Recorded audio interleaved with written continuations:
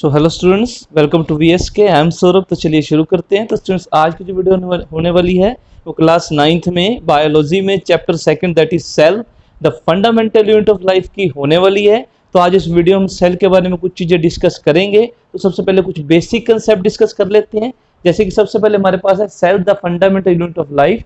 Cell को हम बोलते हैं structural and functional unit of life. ऐसा क्यों कहा जाता है? देखिए, जो हमारी बॉडी हम कहते हैं ना कि सेल से मिलकर बनी होती है, तो जो हमारी बॉडी का जो स्ट्रक्चर है that is depend on the structure of a cell and the function that are performed by our body is also depend on the function of cell. क्योंकि सब कुछ जो एक्टिविटीज है वो सेल के अंदर ही होनी है, इसलिए structure and function both depend on the cell. And then we have discovery of cell. First of all, let us discuss the discovery of cell. When we talk about the discovery of cell, the first name that arises in our mind is the Robert Hooke. The Robert Hooke. In the year 1665, he discovered cell in the form of dead cell. इसने क्या कहा था? इसने bark of tree, जो tree की stem होती है ना, उसकी जो वुड वाला हिस्सा होता है bark, उसमें इसने क्या देखे थे? dead cell. ठीक है, इसने उन्हें नाम दे दिया किस चीज का? सेल का। और उसका स्ट्रक्चर कैसा देखा था इसने? Honeycomb structure. कैसा स्ट्रक्चर था? Honeycomb structure. अगर आपसे सेल वॉल के बारे में पूछा जाए तब भी आपने रॉबर्ट हुक का नाम ही लेना है। उसके बाद हमारे पास आता है सेल थ्योरी। सेल थ्योरी में 3 नेम इन्वॉल्व है। देखिए, जब सेल की डिस्कवरी हुई थी उसके बाद इसके बारे में कई थ्योरीज आई कि हाँ, सेल को हम कैसे डिफाइन करें, कि सेल की क्या कैरेक्टरिस्टिक्स हैं। तो इसमें 3 नेम हमारे पास आते हैं, एमजे क्लैडन, थियोडर स्कोन एंड रुडोल्फ वर्चो। ठीक है, ये तीनों जर्मन के ही थे, कहा जाता है ऐसा। और इन तीनों ने क्या बताया था? कुछ पॉइंट दिए थे सेल के बारे में, जिन्हें हमने डिस्कस करना है। सबसे पहले देखिए, cell is the basic unit of structure of all plant and animals. Means जो प्लांट और एनिमल के जो स्ट्रक्चर होते हैं they depend on the structure of a cell. Okay, and then we have cell is the basic unit of function. Mean जो function plant और animal perform करेंगे they basically depend on the function that are involving the cell. जो cell function करेगा उसी का result होगा जो body बाद में फंक्शन करेगी। And then we have cell is the unit of heredity. Cell के अंदर होता है न्यूक्लियस जो स्टोर करता है जेनेटिक मटेरियल। ठीक है, ये हम सबको पता है। तो इसलिए हम कह सकते हैं जो पेरेंट्स से बच्चों में जो कैरेक्टरिस्टिक्स ट्रांसफर होते हैं they also due to the cell. And then we have all living cell arise from the pre existing cell. ये रुडोल्फ वर्चो ने कहा था, ये प्रिंसिपल बाद में ऐड किया गया। पहले 3 ही पॉइंट थे सेल थ्योरी के, क्या कि जो नए सेल होते हैं वो पुराने सेल से ही मिलके बनते हैं। ठीक है, उन्हीं की रिकॉम्बिनेशन से क्या होते हैं? नए सेल हमारे बनते हैं। अगर आपको कुछ सेल डैमेज भी हो जाते हैं तो उसके प्लेस पर कई नए सेल भी आपके बन जाते हैं। ठीक है, एक्सेप्शन देखिए, ऐसा नहीं होता कि सारी चीजें सेल से मिलकर बनी होती हैं। अब जो आपके पास देखो एक्सेप्शन है यहाँ पर वायरस। जो वायरस होता है वो सेल से मिलकर नहीं बनता। ठीक है, क्योंकि वायरस का तो जो जेनेटिक मटेरियल होता है ना वायरस का, उसके ऊपर ना न्यूक्लियर की मेम्ब्रेन नहीं होती। ठीक है, जो उसका डीएनए आरएनए है उसके ऊपर न्यूक्लियर की मेम्ब्रेन नहीं होती, ना इसमें कोई साइटोप्लाज्म है, एंजाइम है, ना लाइजोसोम है, कुछ भी नहीं है इसमें सेल जैसा। तो हम वायरस को सेल नहीं कहते। It is non living but becomes living when it enter some living cell. ये वैसे नॉन लिविंग है, लेकिन अगर ये किसी लिविंग सेल में एंट्री कर गया तब वायरस क्या हो जाता है? लिविंग हो जाता है। लेकिन वैसे ये क्या है? नॉन लिविंग है। जैसे आपका कोरोना वायरस आजकल बहुत चल रहा है, इसका एग्जाम्पल आप ले सकते हैं। उसके अलावा बैक्टीरिया, ब्रूगुलिन, एल्गी, ये भी अच्छी तरह से इनको प्रॉपर सेल नहीं कह सकते। रीजन वही है कि न्यूक्लियर मटेरियल जो सा है वो प्रॉपरली बाउंडेड नहीं है, उसकी कोई न्यूक्लियर मेम्ब्रेन नहीं है।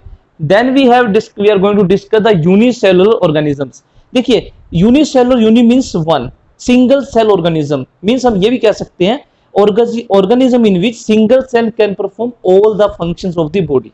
ठीक है, जिन ऑर्गेनिज्म में सिंगल सेल सारे फंक्शन कर लेता है उन्हें कहा जाता है यूनिसेलुलर ऑर्गेनिज्म। जैसे अमीबा, एक सिंगल सेल डाइजेशन भी कर लेगा, एब्जॉर्प्शन भी कर लेगा, फूड को अंदर भी ले आएगा अपनी बॉडी के सूडोपोडिया की हेल्प से, तो सारे एक्सक्रीशन भी कर देगा। WBC भी ऐसा ही है। WBC की कोई शेप नहीं होती, याद रखिएगा, लेकिन WBC ऑर्गेनिज्म नहीं है क्योंकि वो सारे फंक्शन नहीं कर सकता, लेकिन हम उसे सिंगल सेल कह सकते हैं। मल्टी सेलुलर में देखिए आपके पास organisms in which we have different type of cell. हम लोग हैं, जैसे हमारी बॉडी ऑर्गन से मिलकर बनी है। ऑर्गन किससे मिलकर बने होंगे? टिश्यू से। और टिश्यू किससे मिलकर बने होंगे? सेल से। तो डिफरेंट टाइप ऑफ सेल हैं, उसके कारण डिफरेंट टाइप ऑफ टिश्यू हैं, उसी के कारण डिफरेंट टाइप ऑफ ऑर्गन्स हैं। सो हमें तो डिफरेंट सेल चाहिए डाइजेशन के लिए, एक्सक्रीशन के लिए, रिप्रोडक्शन के लिए। So we need different type of cell. ठीक है, एसिमिलेशन वगैरह के लिए, डाइजेस्ट, ठीक है। उसके बाद हमारे पास आता है shape, size and number of cell. देखो नंबर के बारे में तो आप मिलियन, ट्रिलियन, बिलियन, कई सारे सेल होते हैं अगर हम ह्यूमन बॉडी की बात करें, ठीक है। हम यहाँ पर ये देख सकते हैं 1 माइक्रोमीटर मीन्स 10⁻⁻6 मीटर, मतलब 0.501 मीटर, बहुत छोटा हम सेल का साइज कहते हैं। नैनोमीटर 10⁻⁹ मीटर, आंगस्ट्रॉम 10⁻10 मीटर, मतलब बहुत ही छोटा साइज होता है सेल का। इस बात को अपने ध्यान रखना है। सेल का जो फंक्शन है ना वो उसकी शेप पे डिपेंड करता है, इस बात को अपने ध्यान रखना है। The function of this cell depends on the shape of this cell, keep in mind this thing, very important thing. Nerve cell देखिए जैसे कि बहुत लॉन्ग होता है क्योंकि इसको सिग्नल ट्रांसफर करने होते हैं बॉडी में in the form of nerve impulses, जो कि आप ऑलरेडी क्लास 8 में पढ़ चुके हैं। आप बात कर लीजिए यहाँ पर चाहे WBC की कोई शेप नहीं होती, ठीक है, वैसे ये प्रोटेक्ट करता है हमारी बॉडी को इन्फेक्शन से। RBC को देख लीजिए, RBC की हमारे पास सर्कुलर या डिस्क शेप, बाइकनकेव, कई तरह का कहा जाता है। एक तो इसका फायदा क्या डिस्क शेप होने का, पहला फायदा RBC के डिस्क शेप होने का कि ये एब्जॉर्प्शन ज्यादा कर सकता है मटेरियल की। दूसरा, जब ये ट्रांसपोर्ट करता है बॉडी में, ब्लड स्ट्रीम में, तो पोर्स में से इजीली ट्रांसफर कर सकता है, ये अपने आप को ऐसे चेंज कर लेता है और इजीली ट्रांसपोर्ट कर जाता है ब्लड स्ट्रीम में, आर्टरी वेन्स में से। ये इसका फायदा है डिस्क शेप होने का। एल्पेनलिबे की टॉफी देखिए ना, कुछ कुछ वैसा ही शेप होती है आपकी सेल की, RBC की। मसल सेल जैसे लॉन्ग है, कॉन्ट्रैक्टाइल है, ताकि आपकी बॉडी की मूवमेंट आसानी से हो सके, क्योंकि अगर ये कॉन्ट्रैक्ट नहीं करेंगे तो आप मूव ही नहीं कर पाएंगे। तो आपने देखा सेल की जो शेप है कहीं ना कहीं फंक्शन से रिलेटेड है, तो इस बात को ध्यान रखिएगा। Then we have prokaryotic and eukaryotic cell, ये हमने क्लास 8 में पढ़ा था। हमने पढ़ा हुआ prokaryotic means, pro means before, nucleus, nucleotic means nucleus, मतलब जो न्यूक्लियस के बनने से पहले की स्टेज में जो ऑर्गेनिज्म होते हैं जिनका न्यूक्लियस डेवलप भी नहीं हो पाता, उन्हें कहा जाता है प्रोकैरियोटिक सेल, और उन ऑर्गेनिज्म को कहा जाता है प्रोकैरियोटिक ऑर्गेनिज्म, जिनका न्यूक्लियस डेवलप नहीं हो पाता। हो सकता है इनमें जेनेटिक मटेरियल हो सकता है इनमें DNA वगैरह हो, लेकिन वो प्रॉपर्ली पैक्ड नहीं होता। जैसे आप लोग खाना खाते हैं, पैक्ड खाना ही खाएंगे ना, ऐसे पड़ा हुआ खाना थोड़ी खाएंगे।